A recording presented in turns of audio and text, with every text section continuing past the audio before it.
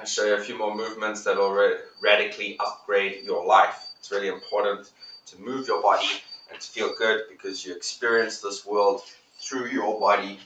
I really like to do this one, especially in the morning, where it's just a good stretch any time of day. One leg goes straight. You're going to press on the bent knee. You're going to press on the heel. You're going to lift the hips up and roll them over. And at the same time, you're going to reach with that arm and just stretch out the side. Push the hips. You can look up above your head. It's just such a nice stretch for the entire body. You can play around with it. Make these movements your own. Feel into the stretch. Feel what feels tight. If it feels tight, just stay there for a little bit. It's really nice. And you can rock up. Then I like to bring my hands to the mat like this, and we're going to bring one shoulder down to the mat. And so you're internally rotating the shoulder, so the shoulder's rotating inwards, and you're bringing each side down to the floor. Such a nice sensation. And then from here, you can go up to kneeling. Just swing the hands, really opening up the shoulders. You do a lot of pushing and pulling, so it's a nice movement. And then from here, we're going, I just usually do 10, just to keep it simple. But again, whatever feels good, you should do it more often. Then we go into the elbows. So they're not going at the same time, but they are going in opposite directions. It's just nice to get that sensation into your elbows. And then the other way. And then what I like to do is I like to spray my fingers out and around. And so I stretch into the hands and the wrists. All these little movements we forget, we forget how the body can move in all these different ways. And like that expression, if you don't use it, you lose it. So moving into all these ways. A lot of people just do wrist circles, but if you're opening the hands, really reaching with the fingers, you feel it all through your forearms, even into your shoulders, because everything's connected. And same with the other way, really reaching with those hands as you do those circles. Whew, can feel that. So then I'll move backwards a bit, bring my hands facing me, and just stretching the wrists out. The wrists, you must remember, are not muscles, which means you can't just keep forcing them into a stretch. So you really want to go slowly. You don't want to force wrist stretches. You don't want to go too hard, too quickly. Just go to where is slightly uncomfortable and just stay there. That's all you have to do. And then I'll turn the top of the hands down, and so pressing into the top of the wrists as well, building into that side of the body.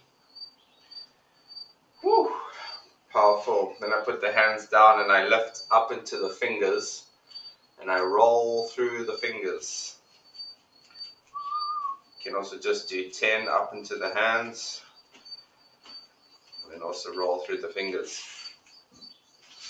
Now we come into the hips and we go into the 90-90, but from here we're going to lift up into extension.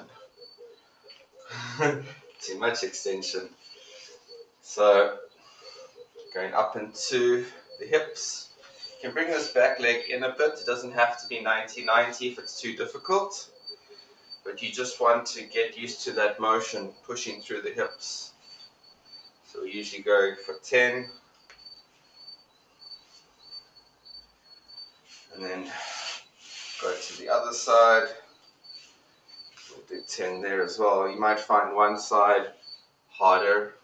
Again, it's normal, but it just means that you need to be more mindful and put in a little bit more effort So when it comes to stretching, we stretch whatever's tight. When it comes to mobility, we do whatever's difficult. So now from here, if you want to really test your hips, you're going to keep your bum down, swap your leg position, go up, boom, back down, swap the legs, and up, boom. Again, if you can do it with your legs not touching, that's very impressive as well. Now, one of my favorite dynamic movements is the roll and reach. So I usually come to the front, open your legs wide so you know you're not going to hit anything. Reach forward. As you go back, bring your legs together, roll over, and reach. So you're rolling through. There's the best dynamic movement you can do. I would usually do this every day, especially if I'm going to train. Now that this is easy, you can try to get your feet to touch the floor behind you.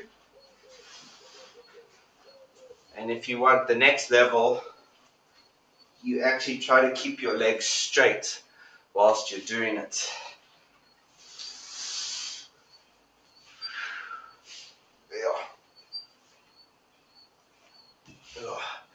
You'll feel how hard your core has to work to do that one. Then you can just press yourself back. Now from here, you're going to bring your hands next to you and you're going to press and roll your shoulders down your back so your back is nice and straight. And as soon as you do this, you'll feel your hamstrings. And now try to push your knees into the floor and bring your toes towards you. And you can just stay there. Again, focus on your breathing. Is your breathing stuck? Is your breathing flowing? Mouth, nostrils, where are you at? So once you've spent some time in this uncomfortable position, you can place the feet, slide your hips through, and you're going to lift your hips up and really press through your glutes. Now don't let your shoulders roll in. Keep your shoulders squeezed behind you and lifting through the glutes, pressing on the heels. And then you can come back into that same position and then roll forward. Going onto the feet, pressing the hands, pressing the glutes. You can even just stay in tabletop. You might feel your shoulders are very tight. If you want to try the stretch a bit different, you can slightly rock forward. You'll feel it more into the front of the shoulder and the bicep. But keep your hips high. So you can hold the table. Just for a good stretch, you can hold the bottom position. And then you can also work through them. So up and back. Up. You try to make the motion fluid. Remember to squeeze your glutes at the top. Really pull the shoulder blades down your back. You don't want them in the wrong position. And there you have it. After you do 10 like that. Now we're going to another hip movement. This one's really my favorite. So one leg goes back, other foot comes forward, hands to the inside, and you lift the back leg off the ground. So your hips are here. Now, that might be difficult for you. Again, press through the big toe, bring the knee in. Keep the glutes and the hips engaged. The leg that goes back, you can even squeeze that glute. It'll be quite easy in this position. So you can feel your hips. You can rock a little bit back and forwards. You can drop your hips and lift them up. You can go side to side a little bit. It's really nice to get into an uncomfortable position and just play around with that movement. Again, this is something I would just do every single day just to keep my hips nice and strong. Again, put the knee down, bring the other foot forward and lift up. See, straight away, this side feels tighter for me. What does that mean? Just spend a little bit extra time here, playing around. Maybe just holding it, squeezing the opposite glute, feeling that hip flexor. And then, if this is too easy, you can go down onto your elbows. Just get all those little areas that are feeling stuck. Really explore these movements. Explore how they feel. Get used to them. You want to move through movements until a point where you don't have to think. Your body does all the thinking for you. And that's really the idea of a movement practice, is getting out of the way. Because your body will tell you straight away what it wants and what it doesn't want. Okay, now we're going to move into the elephant walks. So it's nice to have a little prop that you can rest on. You can use a table or a chair. But for this one, you want to keep your back flat. So imagine standing up straight. If I put my hands into my hips and I press my hips back with my hands and keep my chest up, that's the deadlift. So it's the same motion. You're pushing your hips back, keeping your back straight, and now leaning forward. So if I crumple, I've lost it. If I keep my back straight and I push my hips back, you will feel it. So don't crumple, be mindful. And from here, it's going to straighten one leg. That's why you have the rest. So you can rest on something.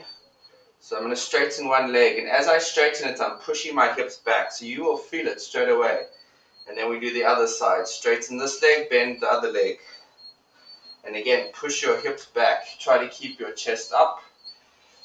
Keep that flat back. And so what you're really doing is you're walking. They're called the elephant walks. And I usually do between like 30 at a time. And I'll try to do it about 3 times a day, because I have very, very tight hamstrings. And so you just start walking. Remember to keep pushing your hips back. Keep your chest up a little bit. Keep your back flat. And walk through. The less you feel it, the more you can go down until eventually your hands are on the floor.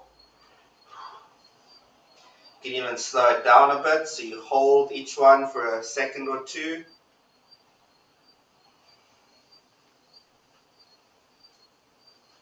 Move your head. Whenever I stretch my hamstrings, I feel my neck crack. That just shows you how deeply connected the hamstrings are throughout the whole body. And then you can relax, keep your legs with some tension there. Then I relax my hands and just move left to right. Boom. Just stretching all the different parts of your leg. Then you can just roll up. And from here I like to get a bit of a wide stance. And I grab my elbows and I just push my hips back and just let my body come down and then pull up. So again, I just like to go for 10 of these. Start working into some strong hips, working the legs.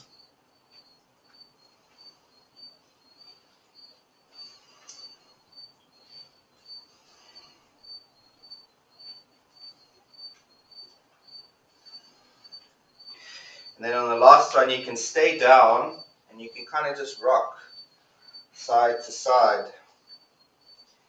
You'll really feel it in your hamstrings. You'll feel your whole upper body relax. This is so nice for the lower back. You can even rock side to side. So the first rocking was like left to right, like a twist. But then this rocking is like a swing. So they're 2 different styles. It's really nice to just kind of get deep into those muscles. You just relax it for a little bit and then pull yourself up. Got to get strong hips. And then lastly, Let's just get into a deep squat. Might not be easy always to get into a deep squat. You can hold on to something before you're ready. If in the beginning you can't, you can stay rounded. It's just good to get down to that position. But eventually, you want to be able to keep your knees open. And look, as I open the knees, the chest goes up. And so, in a deep squat, we want to be able to keep our chest up. We want to be relaxed with our hands. Knees are opening to the side. If you can get down into this position, it's nice to just rock a little bit. See where you're at. Check in with your body. See how you're feeling. Give some love and gratitude to your body. Thank it for its health and its beauty and its ability to keep you moving forward. Namaste.